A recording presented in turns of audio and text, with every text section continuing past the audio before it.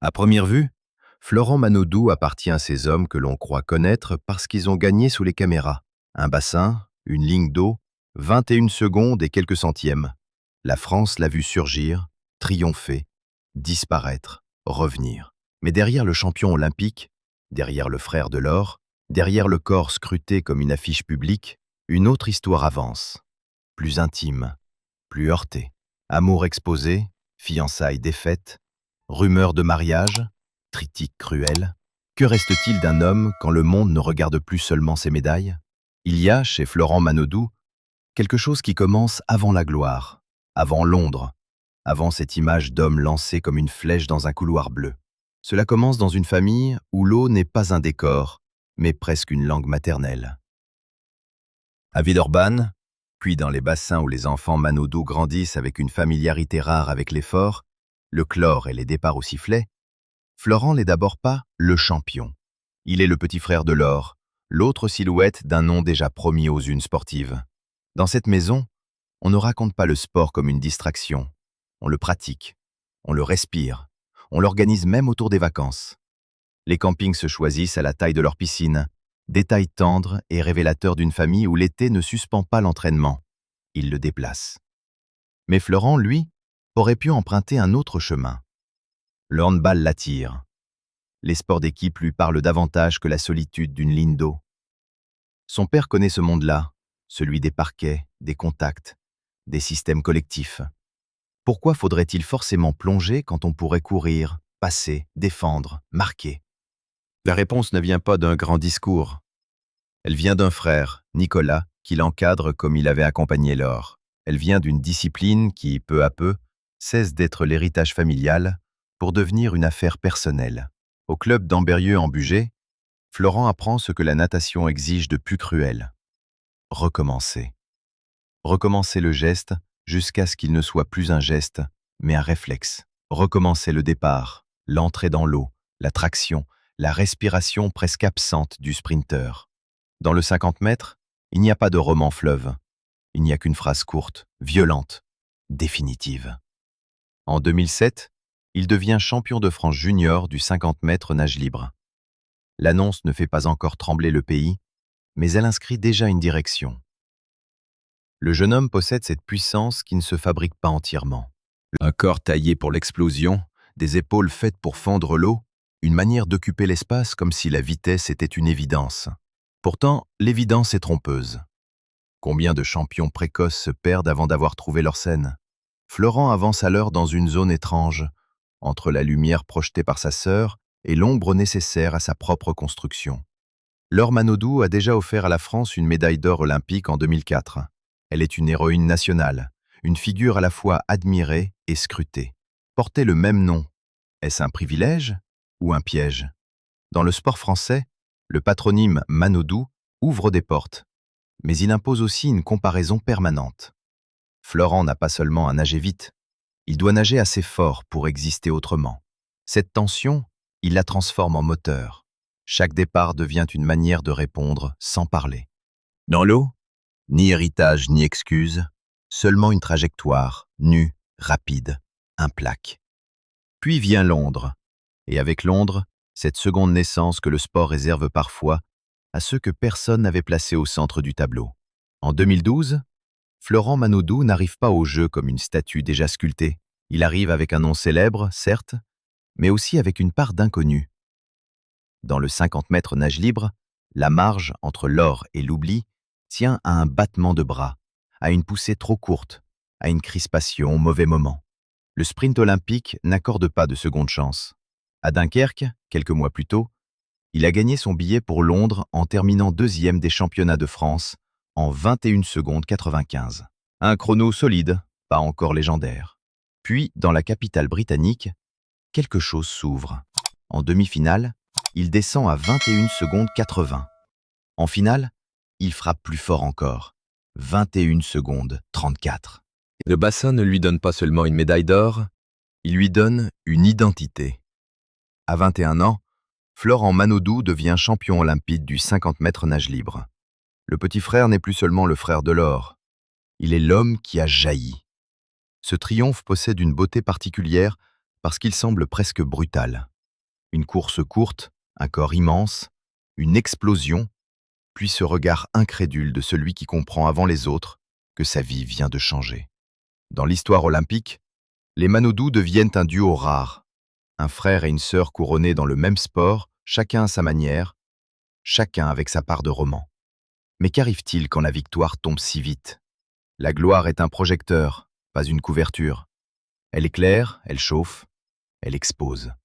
Florent découvre alors une autre compétition, plus diffuse, moins honnête, celle de l'image.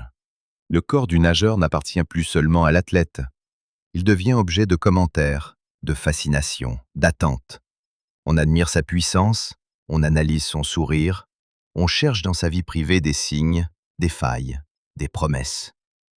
Le champion doit rester champion, même lorsqu'il sort de l'eau. Les années qui suivent confirment qu'il n'est pas un éclair isolé. En 2014, au championnat d'Europe de Berlin, il décroche l'or sur 50 mètres papillon et dans le relais 4 fois 100 mètres nage libre. Les titres s'ajoutent, la carrure médiatique s'installe. Marseille devient l'un de ses ports d'attache sportifs, avec le CNM et l'exigence de Romain Barnier. Florent travaille, gagne, recommence. Pourtant, dans ce métier d'athlète, répéter le succès ne suffit jamais à effacer la fatigue de devoir toujours prouver. Car le 50 mètres est une discipline ingrate. Elle ne pardonne rien et ne raconte presque rien à ceux qui regardent de loin. Le public voit d'une ligne droite. Il ne voit pas les années comprimées derrière elle. Il voit une arrivée. Il ignore les matins lourds, les épaules douloureuses, les bassins silencieux, les sacrifices qu'on ne publie pas. Florent Manodou apprend alors que l'or olympique n'achève pas une histoire. Il peut même peser encore. Rio aurait dû être une confirmation. Pour beaucoup, Florent Manodou devait y prolonger la fable commencée à Londres, comme si un champion olympique avait le devoir de redevenir champion. Mais le sport n'obéit pas au scénario écrit depuis les tribunes. En 2016, dans le 50 mètres nage libre, il touche le mur en argent. Une médaille immense pour presque tous les athlètes du monde, mais pour lui, dans le regard public, elle porte déjà l'ombre d'une défaite. C'est l'une des cruautés du très haut niveau. On peut être deuxième sur la planète et sentir autour de soi un silence de catastrophe. Que manque-t-il à un homme qui vient encore de monter sur un podium olympique? Peut-être précisément ce que personne ne voit, le désir. Florent ne cache pas que quelque chose s'est fissuré. La répétition des entraînements, la pression du statut, l'obligation de rester l'homme de Londres, tout cela finit par user plus sûrement qu'un rival. Alors il fait ce que peu de champions osent faire au sommet de leur notoriété. Il quitte la natation. Pas une retraite théâtrale, pas une disparition complète, mais une rupture nette avec le bassin qu'il a fabriqué. Le voilà tenté par le handball, ce vieux désir d'enfance, ce sport de contact, d'élan collectif, de sueur partagée autrement. Dans une France habituée à classer ses héros dans une case, le geste surprend, dérange, intrigue. Comment peut-on abandonner un royaume où l'on possède encore un trône? La décision est jugée, commentée, parfois moquée. Certains y voient un caprice, d'autres une fuite. Mais il y a peut-être, derrière ce virage, une lucidité plus profonde. Manodou ne cherche pas seulement un autre terrain, il cherche une autre respiration. Le nageur de sprint vit dans une solitude extrême. Le handballeur, lui, dépend des autres, reçoit, donne, se trompe dans le mouvement du groupe. Pour un homme saturé par le face-à-face avec lui-même, cette différence vaut cap. Cette parenthèse raconte aussi son rapport au corps. Le corps de Florent a souvent été lu comme une machine, grand, puissant, spectaculaire. Or, une machine ne doute pas, ne se lasse pas, ne demande pas à changer de vie. Lui, si. En quittant l'eau, il rappelle malgré lui que l'athlète n'est pas un instrument au service de nos souvenirs. Il n'est condamné à rejouer éternellement la scène qui nous a bouleversés. Dans cette période, le public découvre un Manodou moins prévisible. Non plus seulement le sprinter solaire, mais un homme qui accepte de recommencer ailleurs, plus bas, plus modestement, sans la garantie du triomphe. N'est-ce pas là parfois le geste le plus risqué? Renoncer à ce que l'on maîtrise pour aller vers ce qui résiste? Le handball ne sera pas son second empire, mais il aura joué un rôle essentiel, celui d'un détour. Un détour pour sortir de l'asphyxie, pour éprouver le manque, pour vérifier si l'eau l'appelait encore. Et c'est souvent ainsi que les retours les plus forts se préparent, loin des applaudissements, dans le doute. Dans la vie de Florent Manodou, l'amour entre rarement par une porte discrète. Il apparaît souvent à la lisière des compétitions, des voyages, des images prises au vol. Avant que son histoire avec Pernille Bloom ne devienne un feuilleton suivi bien au-delà des bassins, d'autres femmes ont traversé son existence avec des intensités différentes, révélant chacune une facette du champion. Le jeune homme avant la légende, l'homme libre après la rupture. Fanny Scali appartient à cette première époque, celle où Manodou construit encore sa stature mondiale en gardant quelque chose d'un garçon du sport français pas encore englouti par le bruit des réseaux. Cavalière de saut d'obstacles, élégante, issue d'un univers où la précision compte autant que le courage, elle forme avec lui un couple que les observateurs décrivent vite comme harmonieux. 4 années, de 2013 à 2016 environ, ce n'est pas une parenthèse mondaine, c'est une vraie durée, presque un ancrage dans une carrière lancée à pleine vitesse. On les imagine volontiers dans cette France sportive qui aime ses couples équilibrés. Lui, nageur explosif, elle, cavalière raffinée. 2 disciplines différentes, mais la même grammaire de l'effort. Pourtant, la durée ne protège pas toujours des cassures. À l'automne 2016, leur histoire s'achève. Elle se referme au moment même où Florent traverse déjà une zone de bascule après Rio. Faut-il y voir un hasard? Chez les champions, les ruptures intimes et les fractures professionnelles se répondent parfois sans se confondre. Puis vient Tahiti, presque comme un contre-champ. Fin 2016, Manodou part loin de la métropole, dans une lumière qui semble appartenir à un autre récit. Là, il rencontre Ambre Baker, mannequin polynésienne. L'histoire a tout pour séduire les magazines. Un champion français en quête d'air, une jeune femme venue de Tahiti, un décor d'île, de mer et de distance. Ambre ne reste pas seulement une rencontre de vacances. Elle rejoint Marseille pour vivre auprès de lui, signe qu'il ne s'agit pas d'une image volée, mais d'un engagement réel, au moins pour un temps. Cette relation dure environ 1 an. Elle porte en elle la beauté et la fragilité des histoires nées loin du quotidien, puis éprouvées par lui. Marseille n'est pas Tahiti. La vie d'un champion n'est pas une carte postale prolongée. Ce qui paraît évident sous le soleil peut devenir plus complexe dans la cadence des entraînements, des absences, des attentes. Là encore, Manodou ne s'attarde pas publiquement sur les raisons. Il laisse au public des fragments, jamais le dossier complet. En 2019, un autre nom circule. Alizé Lim. La joueuse de tennis est aperçue près de lui lors d'événements sportifs, avec des gestes assez tendres pour nourrir les commentaires. Rien n'est proclamé. Pourtant, les images suffisent souvent à fabriquer une histoire. Ont-ils vécu une romance brève, une période d'approche, une complicité plus légère que ce que les regards ont voulu lire? Le flou ici fait partie du récit.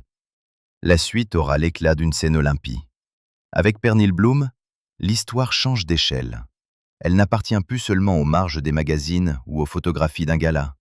Elle entre dans la grande lumière du sport mondial, là où chaque geste devient symbole. Lui est le sprinter français revenu vers l'eau après son détour par le handball. Elle est la championne danoise, médaillée olympique, silhouette déterminée d'un pays qui connaît aussi la solitude des bassins. Entre eux, il y a d'abord une évidence sportive. Ils parlent la même langue, celle des départs, des douleurs, des chambres d'hôtel et des finales qui durent une vie.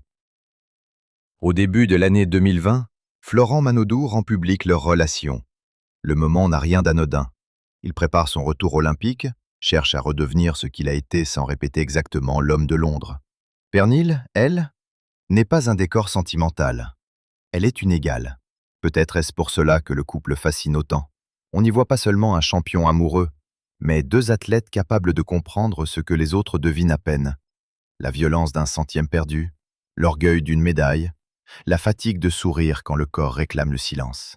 Puis Tokyo arrive, avec son atmosphère étrange, ses tribunes clairsemées, ses jeux déplacés par la pandémie. En 2021, dans ce décor irréel, Florent remporte l'argent sur 50 mètres nage libre. La France, ce jour-là, tient son unique médaille en natation. Il n'a pas retrouvé l'or de Londres, mais il a retrouvé quelque chose de plus rare peut-être. La preuve qu'il pouvait revenir. Et Pernille est là. Après les courses, leur baiser, capté par des caméras, traverse les frontières. Pourquoi une simple étreinte bouleverse-t-elle autant? parce qu'elle donne un visage humain à ces corps que l'on regarde d'habitude comme des instruments de performance. L'image fait le tour du monde. Elle est tendre, spectaculaire, presque cinématographique. Deux nageurs médaillés, deux destins d'eau, un baiser dans le tumulte olympique. Il n'en faut pas davantage pour que le public transforme leur amour en récit collectif. En septembre 2021, Florent demande Pernil en mariage à Paris. La scène semble écrire une suite limpide. Paris, la bague, l'élégance d'un couple solaire, tout avance vers une cérémonie que beaucoup imaginent déjà.